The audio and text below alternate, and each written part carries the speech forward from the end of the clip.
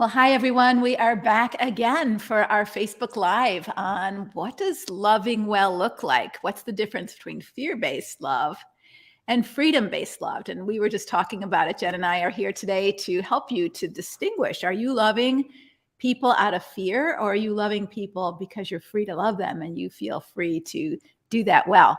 So we're going to talk about that, but you know the drill. We'd love to hear from you first to know that we actually have made it into cyber space and we are landing on our private Facebook page, not our private Facebook page, our public Facebook page.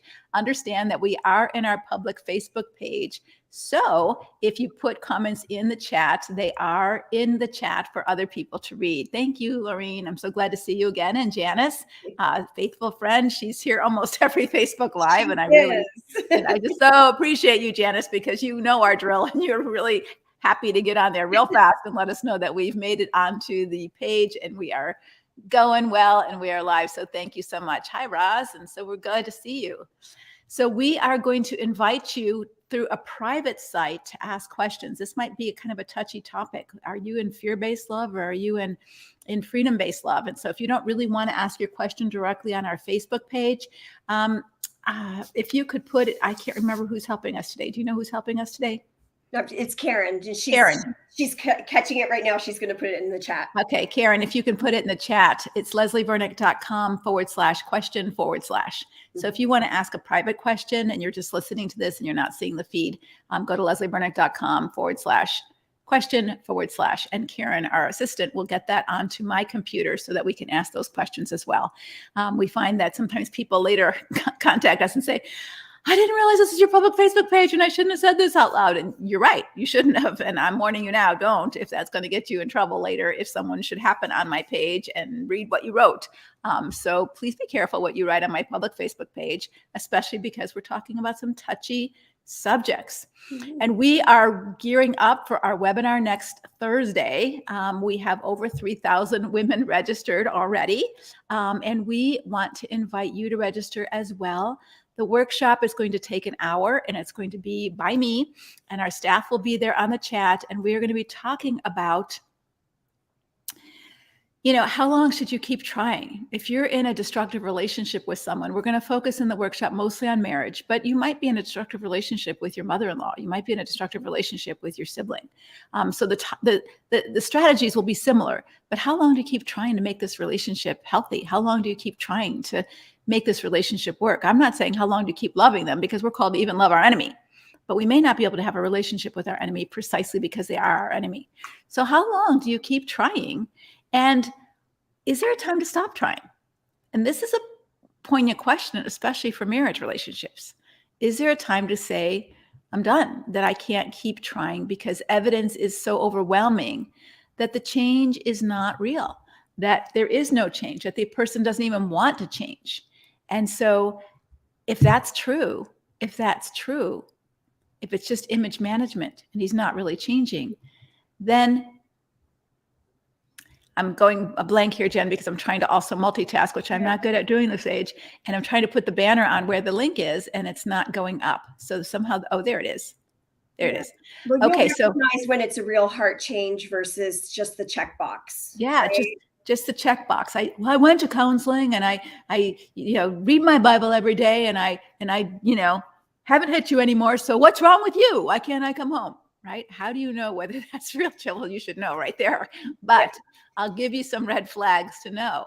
Is there real change? And just let me give you a hint. Don't give him a checkbox, because a checkbox he can check off and think, now I'm entitled to come home. I fulfilled all your requirements. Mm-hmm. And that's not real change. No. So what is real change? Come to the workshop and we will help you see what real change is. It's just not listening to change. It's not just words. How do you see real change is happening? And I will give you some things to see if real change is happening. All right. So please sign up for the workshop if you haven't already. We want to make sure everybody gets their email on time. With that many people registered, we've got a system to put all these in and make sure you get your email on time. And so we want to have some time to be able to get all that organized before next Thursday. We're going to do it twice live. Once at noon Eastern time and once at 7:30 p.m. Eastern time. And like I said, I will be there for an hour giving you the information. You'll have a workbook to download. You can take notes. Hint, hint, if you stay to the end, you'll get a completely filled in workbook. So that's your incentive to not feel stressed out. I'll tell you that now. And it's so important for you to be present, because there's a chat that's going on. And just like the chat here in Facebook is so helpful. So for so many of you to realize, oh my gosh, I'm not alone. Or, oh my gosh, she had a great idea in the chat and I'm going to try that, right? That's helpful. And to know that and to have that camaraderie and that support is really critical. And also the Q&A at the end, just like we have a Q&A here, but it'll be much more private so you can really ask your heartfelt questions. Those are priceless and those will not be on the replay. So the reason to show up live is not just for the content of the workshop and the free filled in handout, but also for the content and the camaraderie and the support, as well as the Q&A. So I hope to see you then next Thursday, but let's get to our topic today. So we're talking about what is the difference between fear-based love and freedom-based love. Fear-based love and freedom-based love. Yes, there are. Janice is asking, when are the 3 videos to watch before the webinar coming out? They should be coming out this week, but I will double check on that. So if you sign up now, you have time to watch 3 videos. And one of the videos is, if he doesn't hit me, is it still abusive? All right, there's too much I can't share in the webinar that I want to prepare you for. So if he doesn't hit you, is it still abusive? How do you know? The second video is going to be about why marriage counseling isn't the appropriate treatment strategy. And don't say, let's go to marriage counseling if you're in a destructive marriage. Abuse, addictions, and deceit are not marriage problems. They cause marriage problems for sure, but they're not marriage problems at the root. You've got to deal with the root problem if you're going to get true healing. So that will be another video. And I can't remember the name of the third video that's coming out, but has something to do with all of this. And so be sure to sign up now so that you get access to those 3 videos and you have time to watch them before the workshop so that you can really get the most meat out of it that you can. And it's totally free. It's our gift to you. All right. So what's the difference between fear-based love and freedom-based love? Do you have any definitions, any thoughts in the chat? You want to put it down? Any idea? I'd love to hear that. I'd love to hear how people show up out of fear versus out of love. Yeah, Jen and I were just talking and she had a really great illustration, but I want to hear from you first. What ways do you think you engage in fear-based love versus fear-based love? I think I've had plenty. It's not love, but control. Okay, so we're talking about how somebody controls you, but fear-based love would be us trying to control them, right? Mm-hmm. So fear-based love would be us trying to control them, like saying, give me your passwords because I don't want you to watch porn, or, give me access to your computer because I want to see what you're doing, and you must do this and you must do that. And so that's fear-based love, right? I'm trying to control what you do so I don't get hurt again, right? Fear, feeling like I need to change who I am. Where is it? Where did it go? Versus freedom, I get to be who I am. Yeah. So I'm only loved if I bow to your song, right?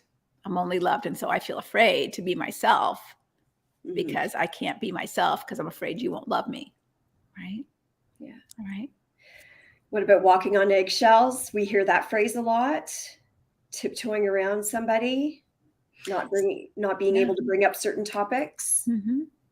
Living life-giving love where my internal world is happier is freedom-based love. Okay, so Teresa's saying that. And Sarah, if you thought you signed up, but you haven't, just sign up again and it won't take a duplicate. So if you use the same email, it might sign you up, but it'll just know in the system that you have signed up twice. That's fine. Here's an answer to fear-based love. And let's see where to go. Doing things you don't want to do because you love them, because you're afraid of their anger and rejection. Mommy of 2, you've nailed it really well. Doing things or not doing things. So doing things that you don't want to do, or doing things you don't want to do because you're afraid of their anger, their rejection. You're afraid of consequences if you don't do it.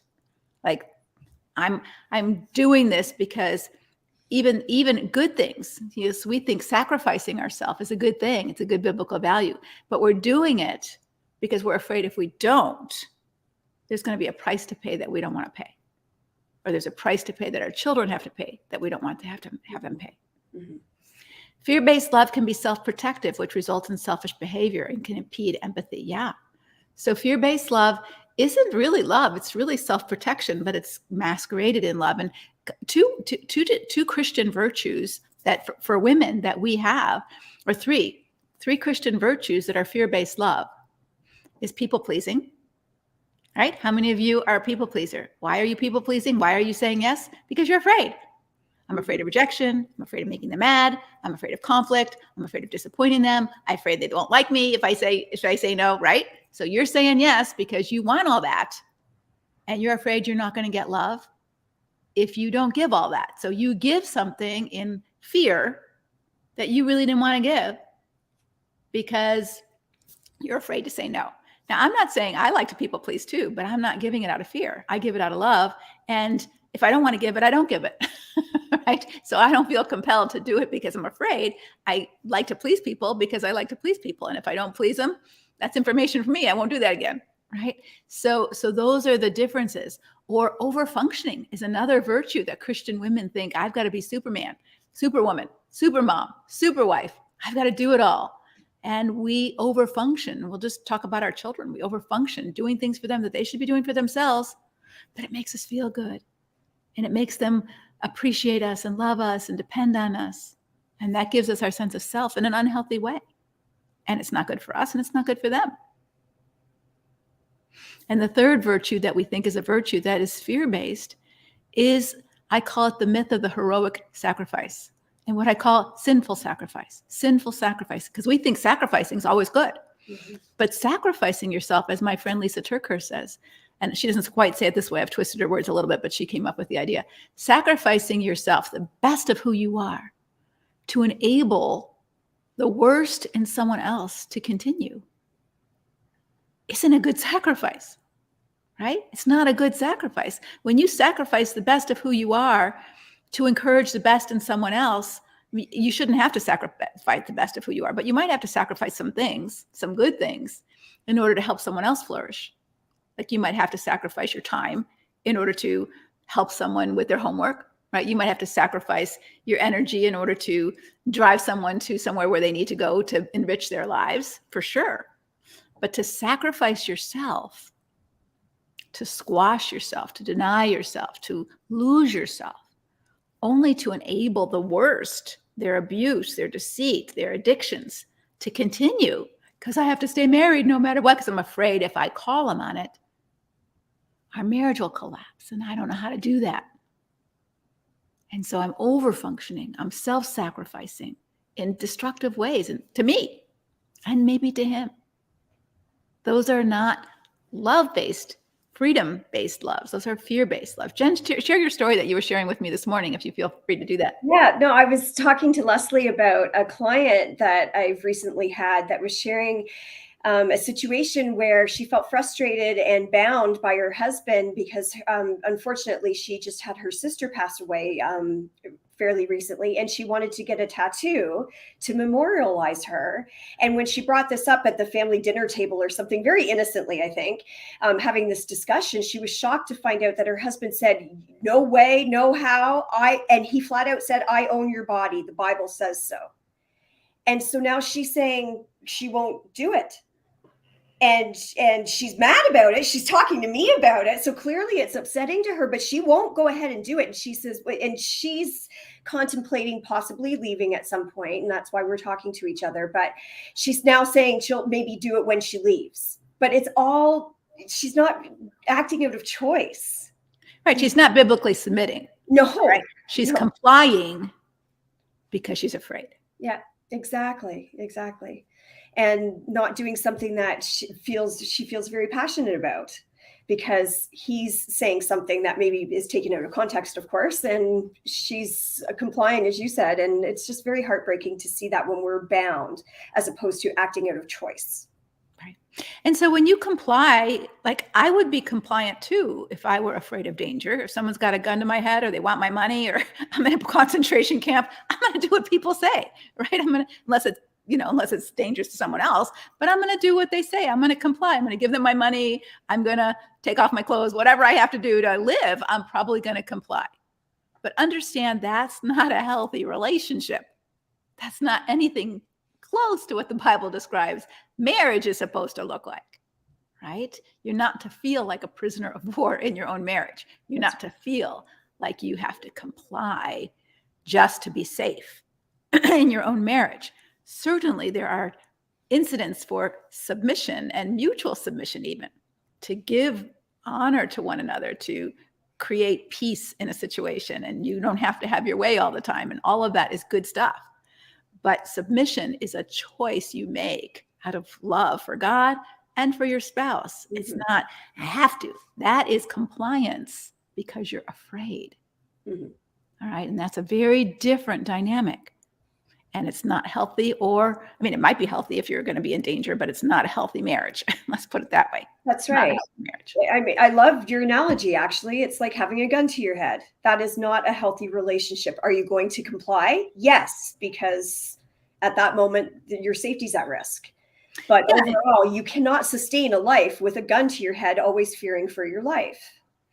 And Katie, how do you submit correctly would be that you agree to do what they want, or you agree to give up something. I mean, we do that all the time. You know, I'm hanging out with my friends and they want to go out for pizza and I don't really want to go out for pizza. And I might say, you know, I had pizza for lunch. I'm not into pizza. And they say, oh, we really want to go to this new pizza place.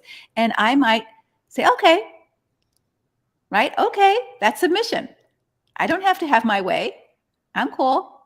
I can go along. I don't have to demand my rights and demand my way and have my voice be heard all the time. I shared what I wanted. They didn't want that. Okay, I'm good, right? I have no resentment. I don't have any bitterness. I can go. I can order a salad. I can order pizza. I cannot eat it all. I've got choices. I can do what I want to do, right? So that's submission, right? Submission is I'm going to church and it's all hymns, and I'm not a big fan. I love hymns, but let's say I'm not a big fan. I like contemporary music, and I'm in church and I'm like, okay, I can submit. This is their choices, and I can worship here and I can be good here. I don't have to have my way. It doesn't have to be the way I think it should be everywhere, right? That is a very important discipline in order to have good friendships and have good relationships. That's why God puts it in the Bible. Submit one to another, submit to God, right? So it's not an authority position, but sometimes it is. We want our children to submit to us too, right? Okay, Mom, I don't really want to do it, but okay.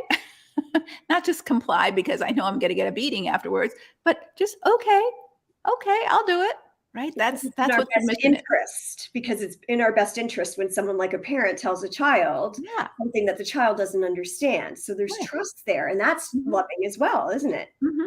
Yeah. Okay, I don't understand why I have to go to the dentist. That makes no sense to me. My teeth feel fine. I have no idea why I have to get a booster shot. I feel healthy. I don't like shots, but okay, right? So there, and most children don't willingly submit to that because it's pain, but we're not doing it to harm them. We're doing it in their best interest, right? And so they submit and we get it done. So that's what submission is. But when you are twisting someone's arm or they're feeling like, if I can't say no, I have no. That's not submission. That's forced compliance, coercion, coercive control over someone. Mm-hmm. And don't confuse that. Now, if you're giving into that because you're afraid, then that's not biblical submission, because you don't have to be afraid when you submit. I'm not afraid to say no to my friends. If I was, if I say no, they're going to be mad at me. If I say no, they're not going to like me. Well, then my compliance would be not submission biblically, but it would be compliance. Maybe not because they wouldn't love me because I said no, but because of my own internal fears of rejection that I need to work on. Maybe if I tested it and said, I don't really want to go. I'm not going to go tonight because I just had pizza and, go have fun. They'd be fine. We'll see you later. They wouldn't reject me. They might still go have pizza, but I have choices to make, right? And so this is where people pleasing, when you stop doing that, you see who your true friends are. Because if you say no, and you don't want to babysit their kids, or you don't want to lend them money, or you don't want to come home for Christmas, Mom, it's too much for us this year. Most people who are in a healthy relationship with you say, okay, I don't like it, but okay, it's your choice, right? You have a choice. You're an adult. And you still have a relationship. When someone cuts you off because you don't do it their way, then that's a fear-based relationship. And even in marriage, we have a lot of fear-based marriages, which is not a healthy marriage. It's not a healthy love. It's not the way God designed marriage to be. We've had someone talk about perfect love casts out all fear. What are your thoughts on that, Leslie? I think there is no perfect love other than God's love toward us, right? So there is no perfect love. So I don't think we get a pass this side of heaven in experiencing continual perfect love. But I think that we have tastes of it when we can freely love. And I think this is where, when we get healthy and whole enough inside, where even we can say no to our children and still really love them. We can freely love. We want their best. So we might say, no, I'm not going to give in to this and let you go to that party because I love you too much to take a chance that you're going to get, date raped, or you're going to get drunk at this party. There's no supervision. It's not a good idea. I love you too much to say yes to this, even though you're mad at me. That's love. I'm not afraid to say no. I'm not afraid to be the parent. I love my child enough to risk their disappointment, disagreement, displeasure with me for their welfare. And I'm not afraid of that rejection, right? That would be an illustration of perfect love, right? Mm-hmm. That I'm going to love my kid and still say no, even though they're going to not talk to me for a week because they really wanted to date that guy or really wanted to go out to that party or whatever it was. And they, in their immaturity, may not be able to do perfect love back. But I'm going to do that love, or I'm going to do perfect love. And then I'm going to say, hey, what you're doing is so dishonoring to me and to the children, the way you behave. I'm not going to pretend anymore. I love you too much to pretend that this is okay and what you're doing is not damaging to our relationship. Now, you can say that and you might feel hurt if he decides to leave you, or you might feel disappointed if he doesn't repent, but you're not afraid to say it because you love him too much to be like the emperor's new clothes and lie to him. Oh, you look fine. We're fine. We have a happy marriage. Everything's good. That's what the emperor's friends did when he was completely naked and he was under a delusion that he had fine linen clothes made by these shamster or shyster tailors, right? You know the children's story. So you love someone and you don't have fear of their, now if you have a history of abuse and they're beating you when you say something like that, of course you would. But in other situations, you might have to stand up for that, and you're not afraid of that. You might be afraid that they're not happy with you, but you're not afraid that they're going to harm you. Then you can say that and love them. Love them well. That's a freedom-based love. I can love you in your best interest.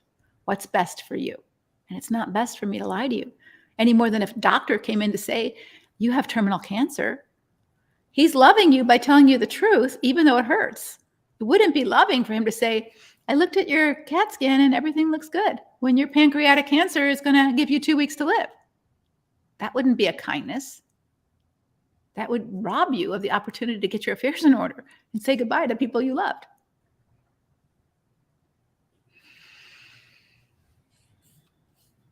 Yeah, so Katie's married to someone who's very controlling. Here's a question she's asking. But how do you have choices if someone is controlling you? And how do you not control them when you are trying to hold them accountable for their actions? Or should you not do that because it's controlling? You got it, Katie. Like your husband is using his phone to talk to girls. So you say you have to see his phone on a regular basis. Is that wrong? How about you answer that one, Jen? You're good at that. Yeah, well, I understand exactly what you're talking about, Katie. There's a level of accountability there that you're trying to put into place. But I think we're talking overall here, the context of the relationship that which you're in is that by the very nature of the fact that he is talking to other girls, that then makes you then have to step in and have to look at his phone. And then he gets upset with you because you don't trust me and you have to look at my phone, and that vicious circle that you're in. Everyone's living in fear.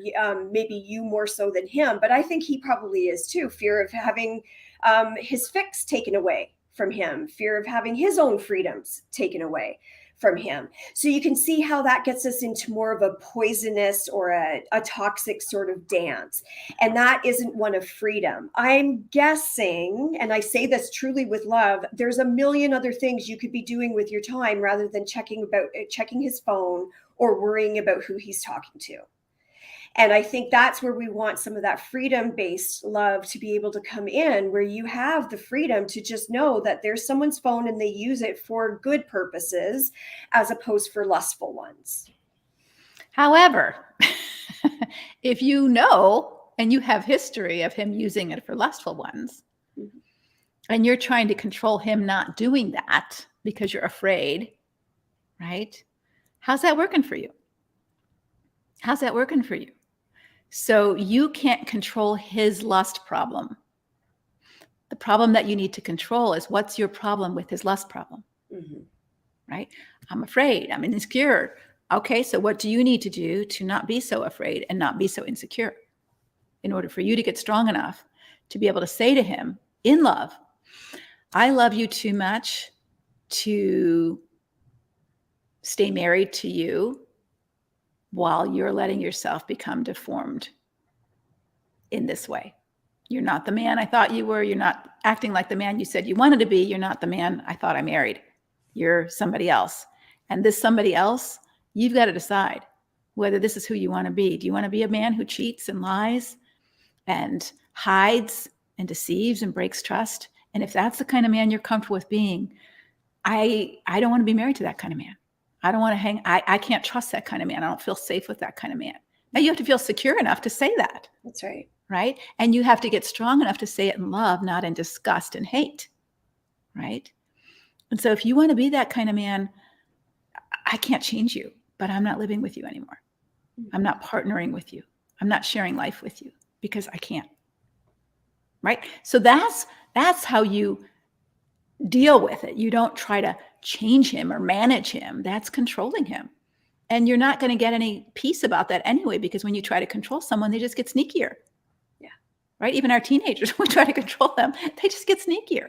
So the question is, you can't trust him. And so now what? So I can't trust you. You don't want to be accountable. And so where do we go from here? Because I don't want to continue this way. But you have to get strong enough to say that. So what's your problem with his problem? I don't know how to support myself if he's not, here. I feel scared and I'm not strong enough to be alone. I don't want to live alone. Well, then you need to work on those things, because it's very likely that if he keeps it up, he's going to find another woman and be out of here, even if you don't kick him out. Right? And so you've got to work on what you're most afraid of so that you can stand strong and let him go in love, not in hatred. Sometimes it starts in hatred, but do your own work. And I hope that helps you, because you're not going to change him. So by trying to manage his computer access or phone access or hold him accountable to something he's not willing to be held accountable for. How can you imagine? Can you imagine if my husband said to me, or Jen, if your husband said to you, I've been noticing that you've been eating too much, and so I'm going to hold you accountable every day to what you put in your mouth. Too much ice cream. Oh, no more ice cream for you. You can't have any ice. I mean, that would be awful, awful. Even if it was true, that I was eating too much, I was gaining weight, I was, pigging down on ice cream, I was eating 5 cookies in front of him. For him to say he's going to hold me accountable to what I put in my mouth would be like World War II, right? You can't hold someone accountable unless they say, I notice that I'm struggling with eating too much and I don't want to, and I want to change my eating habits, and I need your help. Please don't buy ice cream. Don't bring it home. Don't eat it in front of me. And if you notice me slipping, remind me of my resolve. That's holding me accountable, because I want to change. That's right. That's being a partnership, and that's coming alongside someone like we do with our fellow Christians, but not this feeling of control or false sense of control in any of our situations. That isn't love. That is born out of fear. And like you said, Leslie, I think a lot of people, and it's not lost on us, that when you pull on one thread, if you start pulling on that thread, it's potentially going to unravel a whole bunch of things. So it's not necessarily just about the phone thing. It's, well, what does that mean? Do I have to leave him? I don't want to be a single mom. I don't want to have to go back to work. I don't want to have to do all these things. That all of that stuff gets conjured up. So we recognize that this is often a bigger issue, but we're asking for just the pause long enough to even understand what that might be for you. Mm-hmm. And actually, these are a lot of issues that, we're talking about your growth and development. Remember, we started this whole Facebook Live, I think it was a week ago, on what's God's will. And maybe I married the wrong guy. And we talked about God's will, and God's will ultimately, if you're a faith-based woman, God's will is ultimately not that you have a happy marriage. That is not anywhere stated in God's will. But it is stated in God's will that you grow and mature to be like Christ. So what would it take for you to grow and mature to be like Christ, for you to grow into your full maturity as an adult woman? And it might take one of these crises that you say, oh my gosh, I'm not equipped yet, mature enough to live alone.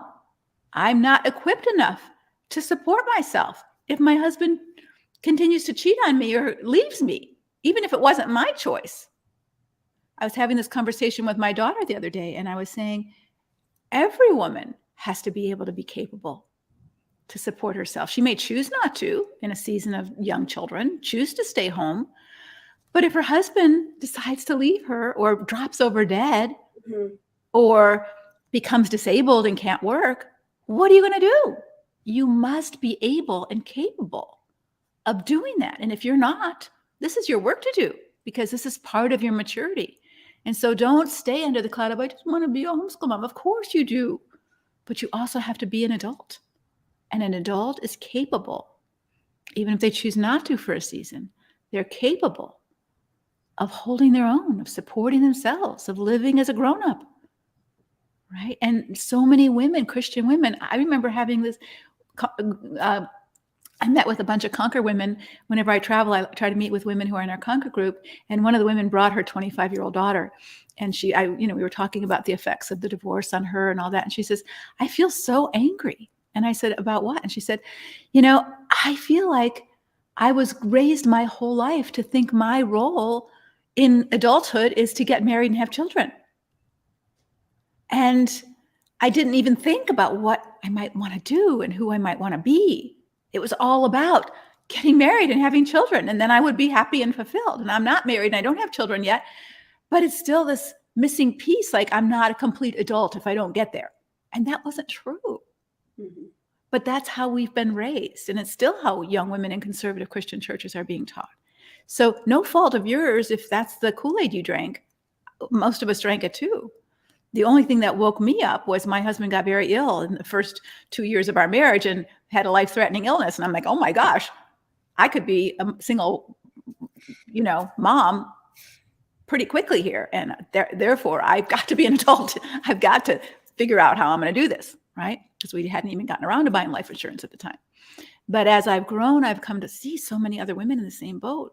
And that part of growing up might be that you have to do some things you don't like. That's what grown-ups have to do sometimes. And to support yourself and live alone, even for a season, and be capable of that, so that you're not looking for a man to fix you and fulfill you and take care of you. You're looking for a partner, right? And again, that would be fear-based love. I need someone versus I'm perfectly capable of supporting myself, of living by myself. I choose to be with someone, right? That's very different, very empowering. So don't beat yourself up if you see yourself in some of these less mature, grown-up ways, because this is your opportunity to grow, to say, wow, what is my problem with his problem? My problem is I'm afraid. I don't know how I would support myself. Well, that's a good insight. Maybe that's what you can be working on right now. Instead of checking his phone, work on getting a college education, work on getting some skills, work on getting your license relicensed, whatever you could work on, so that if it should happen, you're not so afraid. And stepping into that sort of way of thinking is stepping out of fear and into choice is very empowering. And it doesn't mean you actually have to take action. It doesn't mean that you always have to then stop what you're doing and go back to work and be in the workforce. You just have to have the mindset, the preparedness, the willingness, the heart to be willing to go and increase your experience somehow, or save a little bit of money, or whatever the case may be. But it's the idea of having that change of heart, the openness, and that you are in a position of choice versus I have to or I should or any of Mhm. those sort of judgments that keep us small and keep us Right. squashed. That's not a way to thrive. You're not going to thrive in a condition of fear when we're huddled down. I mean, picture, I'm so sorry for all of my US friends that are going through all the tornadoes and terrible storms right now in the Midwest. And I picture everybody going into their basements and hunkering down. Of course, you'd be afraid. You should be afraid because it's very scary. But you can picture your posture, your protective stance is to be small and like this. That is not open and upwards like this to the Lord and to all the abundance that love can bring into us. So not only God's love, but the love that we have through a partnership of marriage with a spouse, with someone that is to, like, as iron sharpens iron, make us a better person while we're here on this planet and to serve the kingdom. That's what we really want. Right. And that is the goal that God created marriage for. He created marriage to be a partnership of safety and trust, not necessarily full of hearts and roses all the time. That's Okay. right. That's right. Because romantic love in an arranged marriage comes much later, if at all. Right. Those were arranged marriages in the Bible. Right. You didn't even know the person before you married them. So there was no heartbeat of Hollywood in there. You married someone and you got to know them. But it was designed to be, and what do you think God says not to have sex before you're married? Why? Because he wants you to be in a relationship of safety and trust, that you feel safe if you're going to be that vulnerable physically with someone. You're not just throwing your body away to anybody. You're with somebody who's committed to you and that you can raise children in an environment of safety and trust. So when you don't have safety and trust in a relationship and you're in fear, pay attention, because this is not a healthy relationship. It's usually unhealthy, bordering toxic, or very toxic and dangerous. Mhm. So we've got unhealthy and toxic, dangerous. And it might be toxic and dangerous. And if that's you, understand that is not God's will for you to be in that situation any more than it was God's will for people to be in a concentration camp. Sometimes you can't get out of those situations right away. But if you have the opportunity to get out of them, you get out of them. Mhm. You get out of them. Just like you don't choose to be in a tornado. But I'm glad that people prepare who live in Oklahoma. When I was in Chicago, I remember we had tornado drills when I was in elementary school. You would prepare so that if that happened, you would know what to do. You had a shelter to go to that would protect you while that storm raged. But if you're not prepared for what you see coming, for Kate, your husband is continually unfaithful. If you're not preparing for what you see coming, then you're going to be much more wounded and much more damaged than if you're prepared for what's coming, even if you don't like what's coming. Mhm. And I always go back to that verse that we were talking about earlier. Perfect love casts out all fear. And God's love is that example. So when we go after that love, so even if we are in an environment that we can't step out of right now, but we're on the cusp of maybe being open to what that might look like, maybe being open to that sense of freedom and that choice, at least start with the Lord.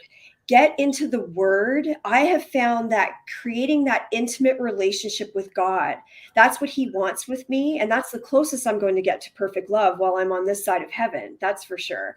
By diving deep into his word and understanding his love for me, that does push out some of the fears that I have. God speaks tough love to me. He really, really does. It's like you said, not always roses and chocolates and romance and Hollywood.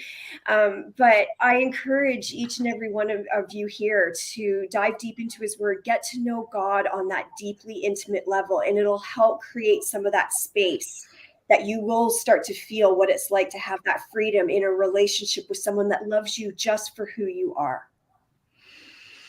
So I'm going to read a question. And I think both Jen and I have a pretty hard stop. She has a really hard stop at top of the hour, and I have a doctor's appointment. So we want to get to some of your questions.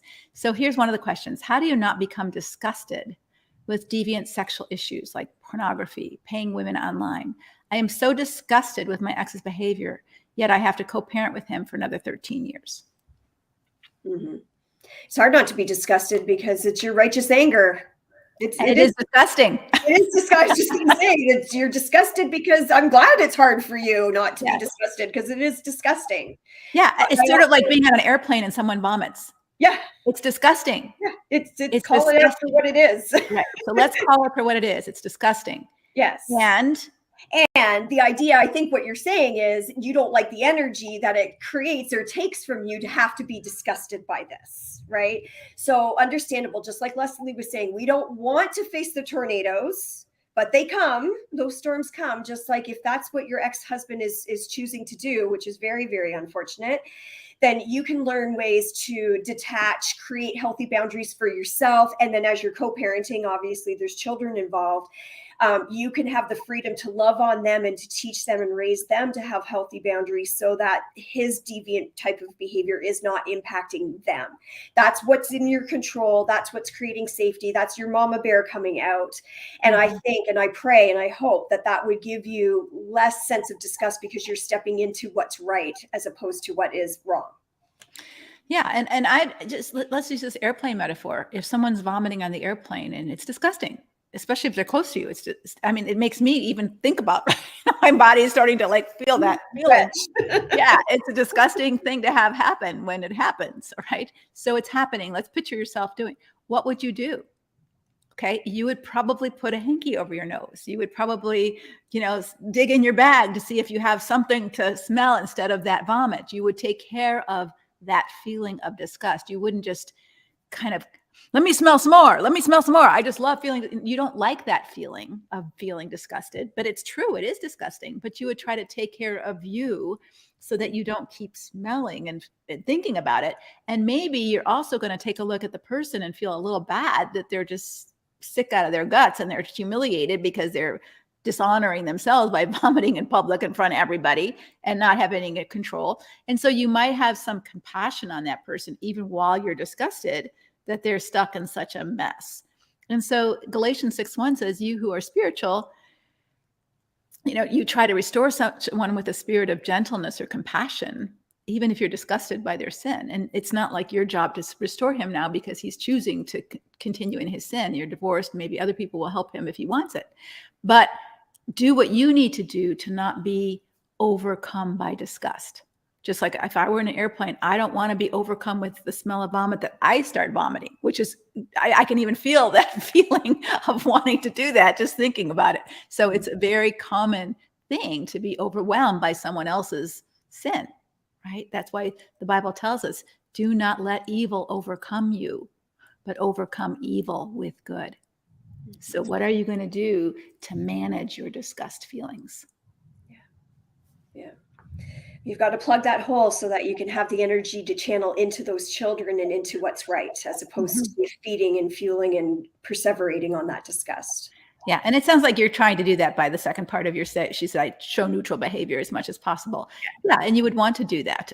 Even in the airplane, if this person was sitting next to you wouldn't want to be going, you're disgusting. Can you please stop? That right. You would try to control yourself in some way. Right. So you're understandable to do that with your kids.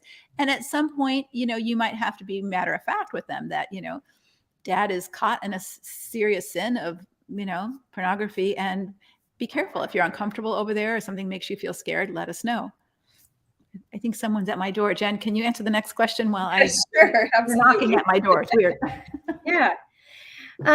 Okay, so I see a question on here that says, what if you confront your spouse about their damaging behavior and they immediately say that the behavior isn't damaging? They're minimizing. For example, saying you're constantly telling me the way I did something isn't correct, and you say you have to fix it and you redo it your way, even when the way I did it was fine. That makes you feel like you are saying I'm not good at anything that I do, or the way that I do things is never sufficient. It makes me feel like I'm never good enough.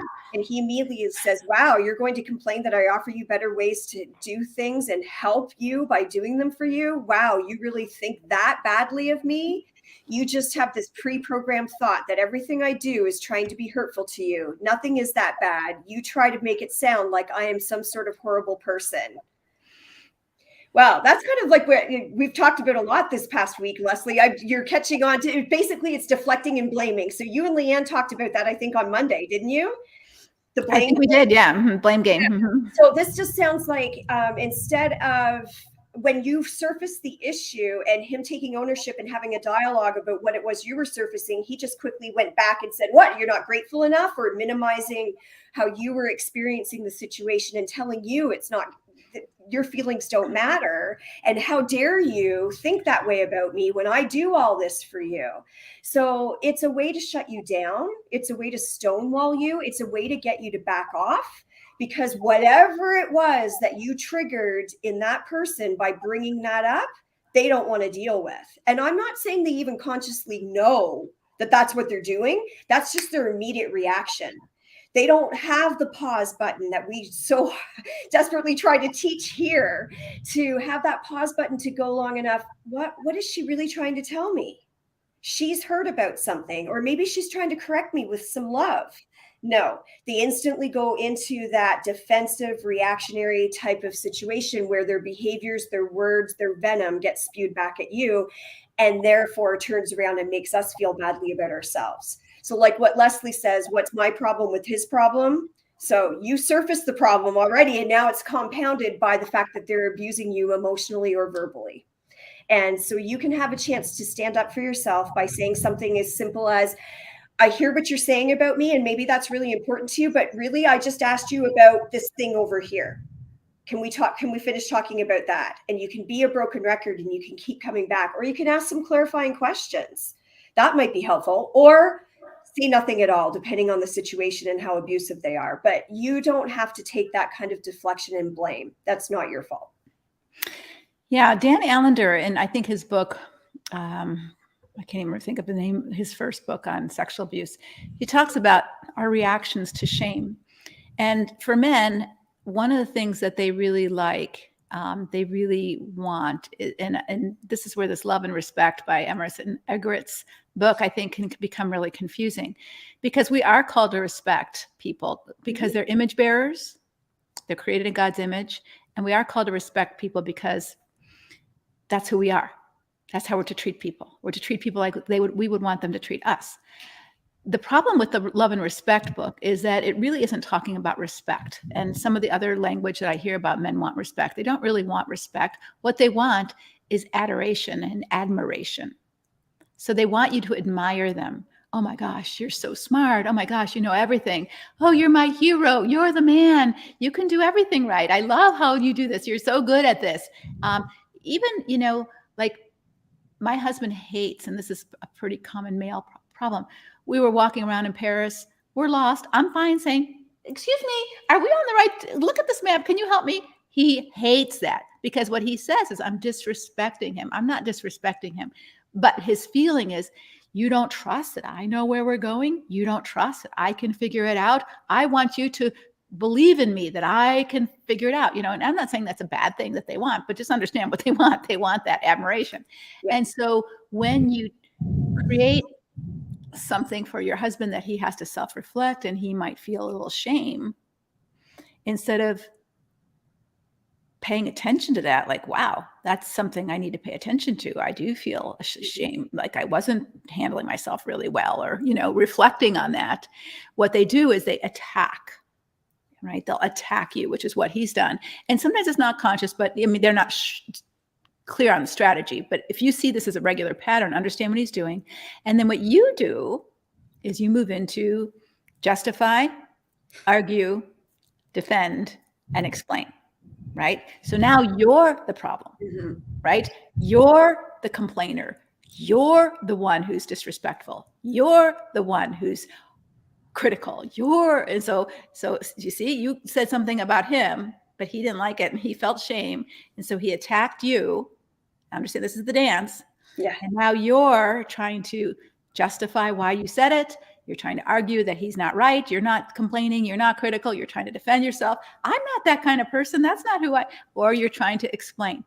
And he will just pick another thing that he can tag. See, you never listen, and then you're justifying. I can't win with you. Nothing I ever do is good enough. See, and you just proved his case for him. You took the bait. So this is the dance he's creating. And so you are going to have to be the one to change your dance steps. Right? So the first dance step I would encourage you to stop is stop jading, stop justifying, arguing, defending, explaining. Right? All you have to say when he goes there is, wow, I can see that really upset you. And just walk away. Mm-hmm. Right? So you can show some measure of empathy for the shame attack without calling it that, because he will deny it. Right? So you can just be generic. I see that really upset you. And then walk away. Don't apologize, but just walk away. Right? And then that might make him curious. Yes, it did upset me. And then maybe he's really willing to talk about what he feels. I always feel like you think I'm a horrible dad. Right? And again, same thing. You're the critical. You're the overly sensitive. You're the overly critical. So don't go into jade. Right? So those are the ways that you start to change your dance steps. But I think it might be helpful at some point to say, I notice that whenever I bring up something that I'm unhappy about, you can't seem to handle it. It feels very attacking to you. It feels very like I'm being critical and that I'm telling you that you're not good enough. How might I tell you something that I'm bothered by in a more helpful way to you? But I wouldn't do it right on the cusp of this, or it'll just be more of the same. But it might be when you, after a good moment, hey, I love that we had a good conversation at dinner. I notice that sometimes when I try to bring things up, you get really upset with me and feel like I'm being critical. How might it be easier for you to hear? How might I do that in a way that you can hear it better? Mm-hmm. And again, what you're inviting him to do is to self-reflect and to think about that if he really wants to hear it. And he might say, which one woman did that, and he goes, don't tell me anything bad about myself. I never want to hear it. Yeah. I mean, he was that clear. Like, I can't handle hearing anything bad about myself. Mm-hmm. And that puts you in a real bind, because you can't live with someone long-term if you can't give them some feedback, right? Ouch, that hurts. Stop it. And so he's that fragile. But I don't know what he would say, but those are some things you could do differently. Mm-hmm. And that's stepping into that response, which is it's a choice, as opposed to, like you said, not saying all these things out of defensiveness, jading on the cusp of something else, spewing it back out of reaction.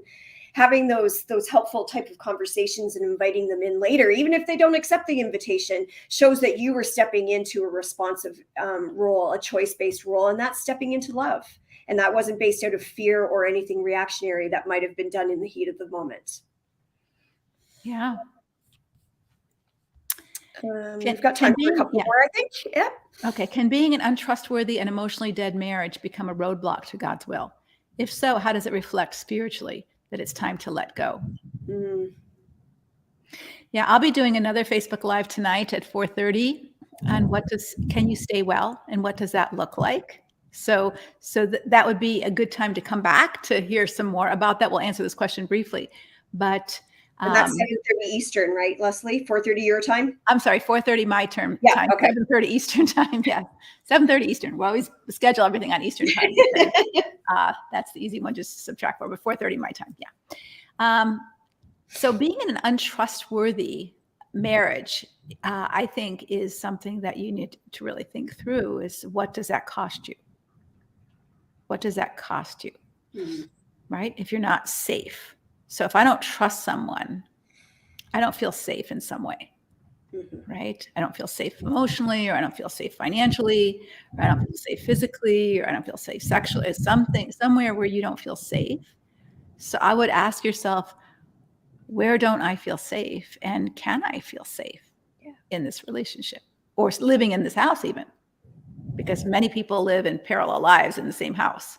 And staying well might look like that. But we'll talk more about that. So it's not staying well and having a good marriage. It's staying well for the sake of other issues like health insurance or livelihood, or livelihood, and all those kind of things. So how do we stay well if we're going to have to stay well?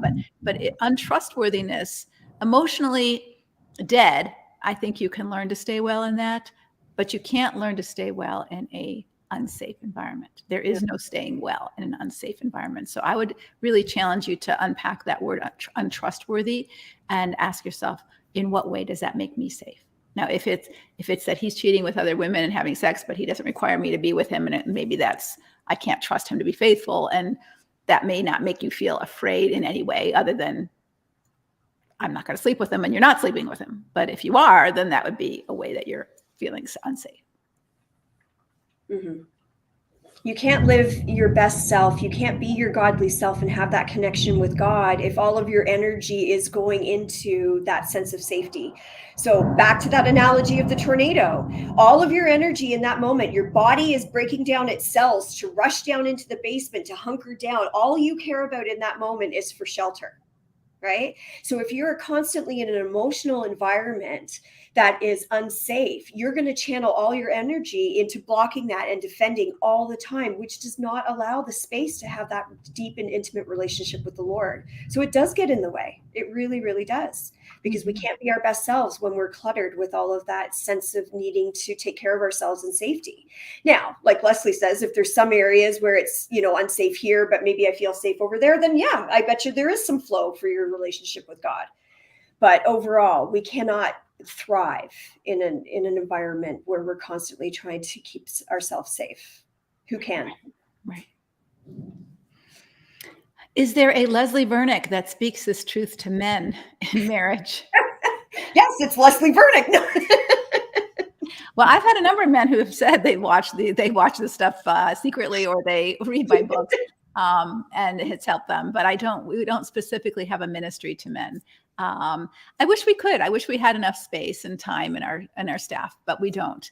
And my colleague Chris Moles is a pastor who works with men who have been who identify. They have to be willing. They identify as needing help with issues of anger, jealousy, control.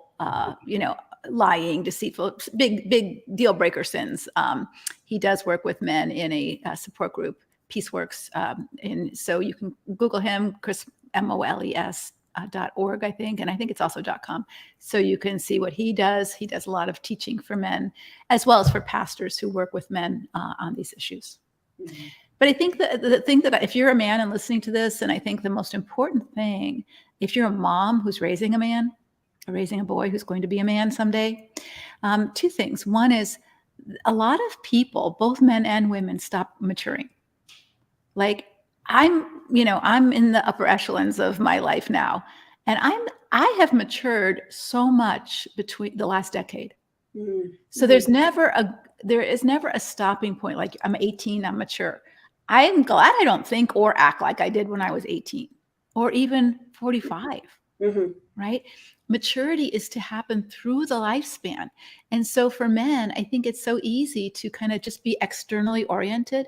I want to make a lot of money. I want to, have fun. I want to get married, and you're not really thinking internally. I don't think sometimes they really understand. And so when you try to ask them questions about what they think or what they feel or to self-reflect, that's not something they used to do in their family, or they're not comfortable with it. And so it's like, why are you asking me all these questions? Stop bugging me. And I think if you're a man and you really want to grow, you need to understand it's God's will for you to grow. And you can't grow without wise people around you. And so just surround yourself with some wise people. I've seen some men recently in my life who have surrounded themselves with some wise people in men's group, and they've just grown so much. They've matured and become much more thoughtful and confident and responsible and respectful, not because I taught them or anybody gave them a class. They were just around other godly men and saw and wanted some of that maturity and wanted some of that and learned from these other people. And so I think there is a real place to help your children who are male learn to be understanding how to pay attention to their internal world, so that they can correct and grow. The second thing is help your men to understand that women are not just playthings. They're not just objects to be used. They're people to be loved. And the best way you teach them that is through your mothering. No, you don't treat me this way. I'm not just the maid here. Mm-hmm. I have my own life. No, I'm busy right now. And we teach both our male and female children this, but our male children sometimes see us as, the giver and the all, we do it everything for them because we love them, but it sets a precedent that you're not really a person. You're just a mom and a maid. Mm-hmm. And a cook. And all the things. Yeah. I'll never forget when my sons, he was at college. And so moms, what do they do with a kid at college? They send care packages, they make food, they send money. You're doing the things that you typically do. And I'll never forget, we were on a conversation, and one time he said, he called because he wanted those things. And then he said, how are you doing? Like, what's new in your life? And I'm like, who is this person? Who is this person? Like, wow. Like, he's caring about me, not what I'm doing for him, but me. And that was like, whoa, he's getting more mature, right? Yeah. Yeah.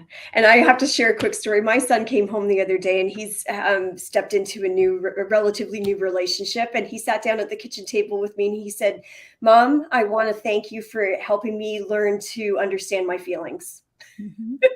So when I started coaching, when he was still so little, he'd be like, Mom, are you coaching me right now? And he's always been very emotionally aware and sensitive, but now he's grown into a young man to appreciate that he understands his feelings, and he hopes to bring that into his new relationship. Mm-hmm. So I'm thinking, I'm hopeful. Yeah, I think it is really important for us as parents to help our children identify their emotions and label them, just like we would label other things, like you're hungry and you're tired. And as when our kids are throwing a fit, I know you're tired. We're helping them identify, oh, this feeling is because I'm tired, or, oh, this feeling is because I'm hungry.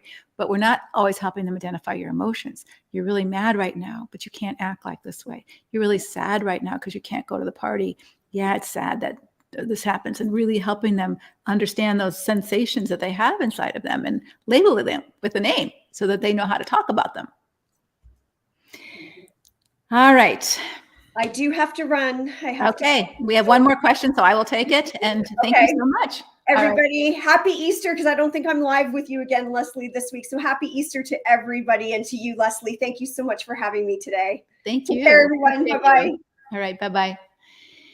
Yeah, Easter is coming. And what does that mean for us? I love the metaphor that Easter is, because death feels so ugly and final and sad. And so whether it's the death of your dream, or the death of your hope, or the death of your marriage, or the death of how you tend to function, and you need to do something different, and so you have to die to that, like we die to ourselves, and we've talked about that before, but it's not the end. So that's the whole misteaching of Christian teaching when they tell a woman, die to yourself. We've talked about this in the last couple of Facebook Lives, where for women, we have functioned in our roles where we're the sex partner, we're the maid, we're the wife, we're the mother, we're the friend, we're the daughter, whatever. We have all these roles in life, but we never develop ourself. And men too, they don't ever really develop their self and who they are, what you value, what you like, what you don't like, what you want, what you don't want, what's okay with you, what's not okay with you.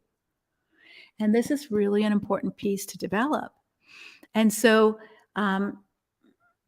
when you're told to die to yourself in a typical Christian role, advice and marriage counseling with some unhelpful pastors or counselors, you're kind of sort of just to forget about all this and just do this, do your roles. And if you just do what you're supposed to do and you do your role as a good wife, you should be happy. It doesn't work that way, because you're not just a role. You are a person. God created you to be a person. And so dying to self doesn't mean you die as a person. You die to your immaturity so that you can become more mature. So when you die, and we've talked about this yesterday, when you die as a seed, if you plant your seed into the ground, it dies. It's no longer a seed. It splits open. And then it grows. It becomes something more. It becomes a plant. It develops roots. And then it becomes something more. It develops flowers and vegetables or fruit, right? It bears fruit. And so when we die to ourselves, so the Easter weekend, so we die on Friday. But death isn't the end, just like the caterpillar who goes into the cocoon. It's scary. It's dark. It's lonely. And you don't know what's happening. But if you're trusting God, growth is happening. And growth is intended in order for you to emerge as the butterfly. So there's resurrection. And spring reminds us, after winter, After the death of the flowers and the leaves, there's resurrection. It's green out there. Little bulbs are coming. I was taking pictures because my friend lives in Pennsylvania. She was showing me all the bulbs, and I'm showing her all the cactuses that are blooming with little flowers. Life is coming. And so don't be so scared of that journey that, yes, it might be the death of what you thought your marriage was going to look like, or the death of how you thought your life was going to look like.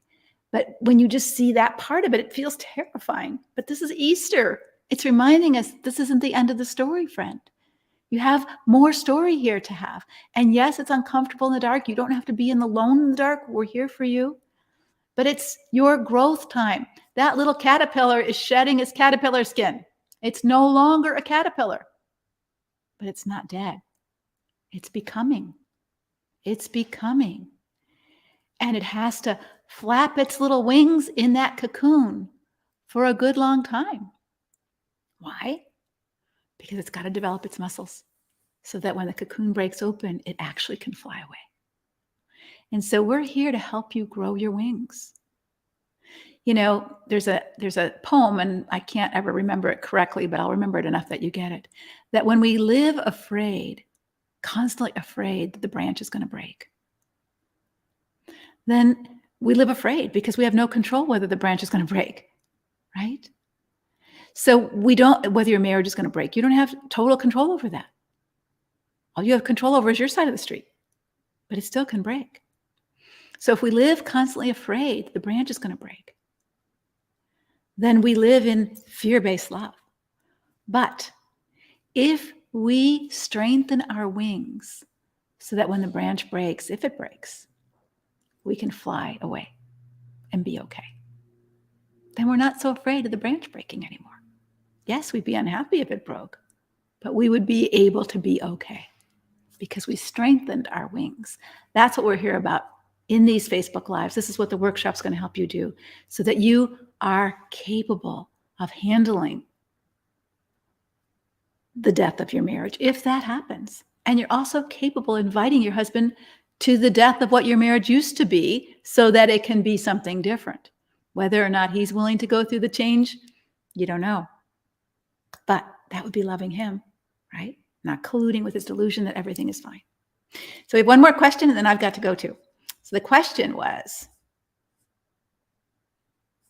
let me find it now. What about having a sex life with her husband when her husband is doing this? I'm not sure whose husband is doing what, but maybe she's referring to her husband's texting and looking at other women. So what about having a sex life with a husband who's watching porn? What about having a sex life with a husband who's cheating with having other women send him naked pictures and all the stuff that, we've talked about today? So let me ask you, how does that make you feel? How does that make you feel having sex with a man who is also looking at other women, talking to other women, being with other women? How does that make you feel as a woman, as a wife, as a body? How does that make you feel? Put it in the chat. Because I know how it would make me feel, like a prostitute. Like a prostitute. It would be unsafe for my health. Like airplane puke. Love that, Faith. Love that. Yes, that's a good word picture for me. Yes. So why would you do it? Why would you do it? You don't have to. You don't have to. Makes me angry. Yeah. Makes me feel dirty. So if having sex with someone makes you feel that you are dishonoring yourself, why would you do it? Why would you do it? All right. So what's my problem with his problem? Is I don't want to be intimate with him. I don't want to get close to him. I don't want to share my body with someone who's whoring around, right? Which is what he's doing. Whether he's literally doing it or figuratively doing it, that's what he's doing. And God didn't either. God didn't either. Let me read you a little passage here in the scriptures. You don't have to feel guilty over this, ladies. You don't have to feel guilty one bit. So let me close with Jeremiah chapter 3.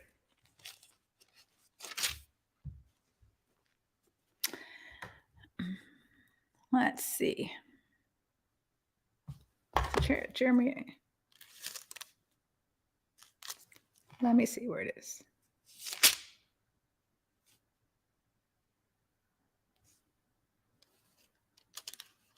Here it is. Okay.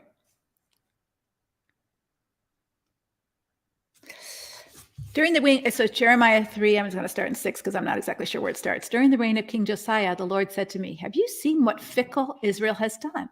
Like a wife who commits adultery, Israel is worshiping other gods on every hill and under every green tree. I thought, after she has done all this, she'll return to me. But she did not return, and her faithless sister Judah saw this. She saw that I divorced faithless Israel because of her adultery. Now, God divorced already Israel, but now Judah is copying the same thing. But that treacherous sister Judah had no fear, and now she too has left me and given herself to prostitution. Israel treated it all so lightly. She thought nothing of committing adultery by worshiping idols made of wood and stone. So now the land has been polluted, but despite all this, her faithless sister Judah has never sincerely returned to me. She's only pretended to be sorry. I, the Lord, have spoken. So he divorced Israel. He's divorcing Judah because of their unfaithfulness. God uses the word adultery. Now let me just go back to Matthew, Jesus' words. And he says, you've heard the commandment that says you must not commit adultery. This is in Matthew 5:27. You've heard the commandment that says you must not commit adultery. But I say, anyone who even looks at a woman with lust has already committed adultery with her in his heart. So if your eye, even your good eye, causes you to lust, gouge it out, throw it away. It is better for you to lose one part of your body than for your whole body to be thrown into hell. And if your hand, even your stronger hand, causes you to sin, cut it off, throw it away. It is better for you to lose one part of your body than your whole body to be thrown into hell. So Jesus is saying porn and looking at women with lust in your heart is unfaithfulness in a marriage. And you as a wife do not have to partner with that in the bedroom. All right? But I have been told as his wife, you cannot say no. And I don't know who you've been told that by, but they're not right. They're not right. God is not asking you to be a body to use as a wife. All right? So in a normal marriage, people have sex even when they don't feel sexual. They don't feel sexually aroused because they love their partner, and freedom in love says, you know what? I can do this because I love you. I don't necessarily feel turned on right now, or I don't feel like having sex right now, but I can freely say yes because I love you and I want to help you feel close and satisfied sexually. I can do that, right? And I'm sure many of us have done that because we're free to love our husband. And we're also free to say, I don't feel good tonight. I have a headache. I'm not in the mood. I'm exhausted. I can't. And our husbands are loving us back and saying, I won't mistreat you and I won't use your body just for my selfish need. I will help your body rest by not demanding anything that you don't want to do, right? That's how normal marriage goes. So when someone is saying your body is not your own, and I require you to give me your body because you're a wife, he's not using the scripture properly. So let me just go to the passage and then I'm going to end, right? And sign up for the workshop, ladies. I really want you to come and I want you to see that God loves you and he's not forcing you to be an object to use. You are not just a wife. So Paul is talking, and he doesn't have the whole context here because he's referencing another letter that he wrote, because in the culture, when people were becoming Christians, they were starting to say, well, because other religions were saying, oh, sex is dirty and you shouldn't have sex. And so married people who were becoming Christians were saying to Paul, should we not have sex? I mean, is that what we need to do now as new Christians? What do we do about sex? Is it dirty? Is it clean? Can we have sex as married people? So Paul's answering that question. And understand that Paul is writing to a very patriarchal culture. That's just what it was. In Jewish culture, in Arab culture, in the Middle East, in this day and age, they had slaves and women had no rights. This is the context Paul's writing. So this is very unique in what he's writing. Now, regarding the questions you asked in your letter, can we have sex if we're married? That's the question. Yes, it sometimes is good to abstain from sexual relations. But because there's so much sexual immorality, each man should have his own wife, and each woman should have her own husband. The husband should fulfill his wife's sexual needs. Guess what? She gets to have sexual needs too. She's not just a body to use for his sexual needs. The husband should fulfill his wife's sexual needs, and the wife should fulfill her husband's needs. The wife gives authority over her body to her husband. He doesn't take authority over her body. She has a choice. You may have my body. The wife gives authority over her body to her husband. And guess what? The husband does the same thing. The husband gives authority over his body, her body. Her body is not his body. That's not what it says. The wife gives authority over her body. The husband gives authority over his body, right? So what I'm saying is Paul is speaking radical truth here, because in that day, a wife was just an object. She was supposed to do whatever her husband told her to do. So he's saying, hey, this power imbalance that has happened in the secular world, not so with you. Guess what? It's mutual. Likewise, a wife has authority over her body and she gives her husband access to it. And likewise, husbands have authority over their body and they give their wife access to it. Yes, meet each other's needs. Don't deprive each other. But you might deprive each other for other purposes like prayer or rebuilding broken trust, right? And so my point is that it's not that you don't have any rights, ladies. You do. It says it right here. You have the authority over your own body. And if you say no for good reasons, I think those are your right to say. And when a husband treats you disrespectfully, treacherously, like an object to use, not a person to love, that dishonors you. And I think you have every right to say, this relationship is not supposed to be dishonoring. If I'm raped, that's dishonoring. But I'm not participating in that, and I'm not happy about it. And God isn't asking you to allow yourself to be raped in marriage. And husbands who think that way are either deluded and misusing the scriptures or manipulative and believe that they have the right to do that because you're nothing. Just like I have the right, I don't have it here, but I have the right to throw my cell phone on the floor if I want. It's my cell phone. If I want to break it, I can break it, right? If I want to get another cell phone, I can get another cell phone. If I want to curse at my cell phone, I can curse at my cell phone. It's my cell phone. I can do what I want. And if it doesn't service me well, I'm getting rid of it. That's not God's picture of marriage, ladies. That's not who you are. You're not just a cell phone. You're not just an object. You are a person with dignity. You are created in God's image. And if your husband doesn't treat you that way, you treat you that way. You treat you that way. Do not dishonor yourself any more than you would want to vomit on yourself or you would want to poop on yourself. You wouldn't do that to yourself. Don't dishonor yourself by letting someone use you and abuse you if you can help it. There's situations where you can't help it. I understand that. And we'll talk about that a little bit in the workshop. But if you can help it, if you can get away, the prudent see danger and take refuge. Do that, friend. Don't allow yourself to be dishonored. Don't dishonor others either. Treat people like you would want to be treated. That's what Jesus says. It's the golden rule. So don't dishonor people. Don't stoop to their level. But don't let yourself be dishonored by someone who wants to use and abuse you. That's not marriage. That's not marriage. And don't pretend. And I know some of you are in that place and you're in very hard places. And so I'm going to come back at 7:30 tonight and I'm going to talk about, can you really stay well in this marriage? And what I mean by staying well is, can you stay in a marriage where you are treated dishonorably without losing your mind, without losing your health, without losing your bearings of who you are and what you're here for? And if you can, how do you do that? Okay. And so I'm going to talk about that because God calls you to take care of your side of the street. You can't fix his side of the street. So sometimes marriage relationships are broken, even if you live in the same house. How do you do that well? Even if the relationship is not repaired, how do you stay in the house well? And meaning taking care of you well so that you're not falling apart or getting sicker and sicker. All right. So I will see you tonight, hopefully at 7:30. I will be back.